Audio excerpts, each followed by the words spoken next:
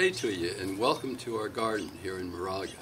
My name is Al Kite, and we're doing a series of short videos on dimensions of beauty in the California native plant garden. And we've been kind of going through the year, and today we're talking about June, July, and August. And our topic is the beauty of summertime. And it's early August, and it's been a while, it seems, since we started getting the emergence of a lot of color in March and April, and the peak bloom of early May. And yet, this dry summer, in the middle of it, we still have almost every color I could want just represented in some of these areas. And I think I would owe that to just kind of careful planting of just some of our plants that are still blooming, that were blooming in May, combined with other plants that have just started blooming in summertime. And some of the familiar ones are the sulfur buckwheat, the foothill penstemon, some of the poppies, some of the monkey flowers are still blooming. But let's talk about the plants we haven't talked about, those that bloomed in the summertime. We start with white. White has been a good color for us. We have this time of year, the yarrow starts blooming, big patches of yarrow, and we have some of the buckwheats. So some of the white buckwheats I have are the Santa Cruz buckwheat and the California buckwheat. And every time I walk by those plants, there's a lot of insects on them. They're great pollinators. And the same holds true of the toyon. This time of year, that the toyon has beautiful white blooms. And the other white blooming plant is the Pacific Onantha in our pond. And so white, we're in good shape. Red, we still have some red poppies, but the rosy buckwheat has been delightful for the last month and a half in the garden.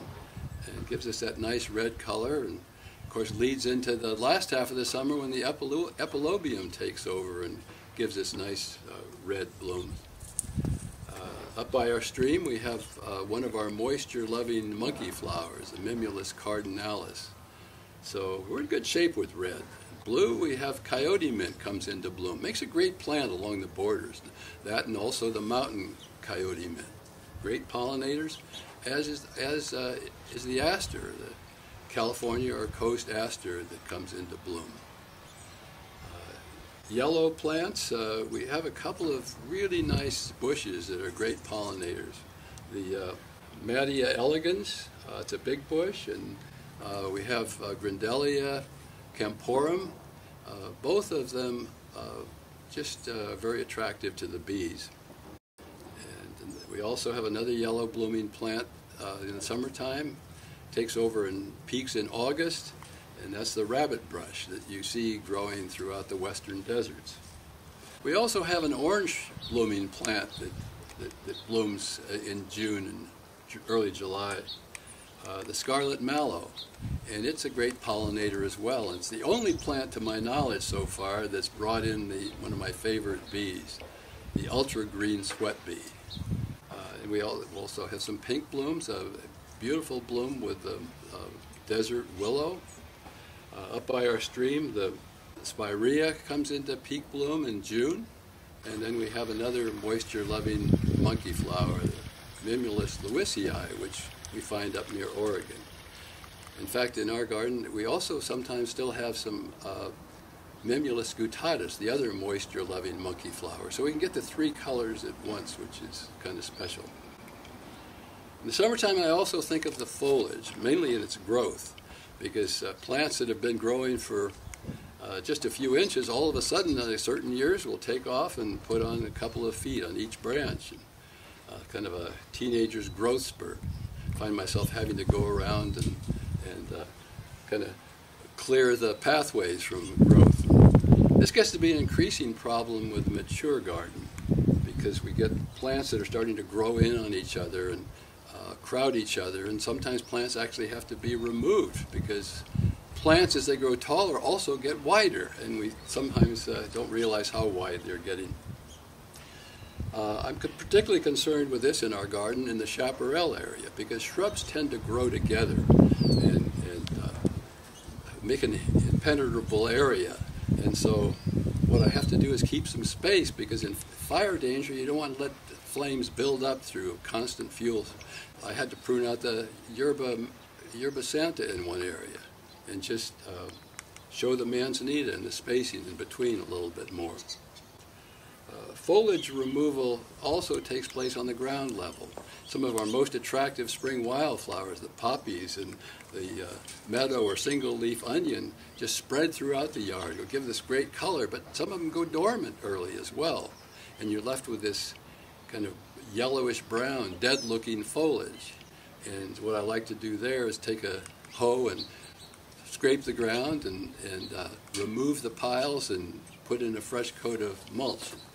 I think also with this, you want to make sure you're planting about 75% evergreens to make sure your garden has a pretty green look throughout. Summer's a time of year I like to kind of kick back and just savor my garden a little bit more. The springtime is with the tours, I've had to stay pretty busy running around keeping the garden looking clean and presentable for people coming through. It's kind of nice to sit back and let the garden start taking care of itself for a while. I think it's a good time of year for adults to just unwind, slow down, reflect on life itself perhaps. And children also enjoy this time of year. Out of school and the pressures of time, they can come out quietly and paint or sketch or build sandcastles or maybe even climb through the manzanitas. I have an area I call the Manzanita Jungle Gym. They do all kinds of pretend, even sleeping up there. Children are only limited by their imagination. The animals seem to like hanging out in the summertime better too. Part of it is I think there's less foot traffic in the garden, but after the morning flurry of bird activity, the birds are kind of just quietly hanging out. I see doves and quail on the ground taking dust baths or just slowly walking. Some of the other birds just very leisurely flight and perching a lot more. Some other birds come into the area. Van-tailed pigeons come in frequently to check out the elderberries, see how they're ripening, and we even have some predators come through, such as the white-tailed kite. So I'm kind of reminded this time of year that our garden is really a place of refuge for animals, a place of discovery for children, a place of peace for busy adults. It's a good place to be. A few years back, I was kind of disturbed. I went through Southern California and I was buying a native plant at a nursery, and a woman waiting on me at the nursery said, you know, why get native plants? It's just a spring display. And I was kind of shocked. And she didn't say anything about the importance of native plants to the environment, the role it has in water conservation, and what the role it can have in fire prevention, certainly in restoring habitat in so many ways, including encouraging endangered pollinators, the bees and butterflies. So I took a challenge. I wanted to see if I'd get beauty in the garden all year. I've had a few plants that are year-round bloomers, but I think maybe the best test of this is seeing every color displayed here halfway through a dry summer with the variety of colors that I do. And so it's not just a spring display. In fact, we did this video series on dimensions of beauty. I think we've shown that the California native plant garden can have beauty throughout the year. Anyway, we've enjoyed doing this series. I hope you've enjoyed being here. We thank you for coming today. Thank you.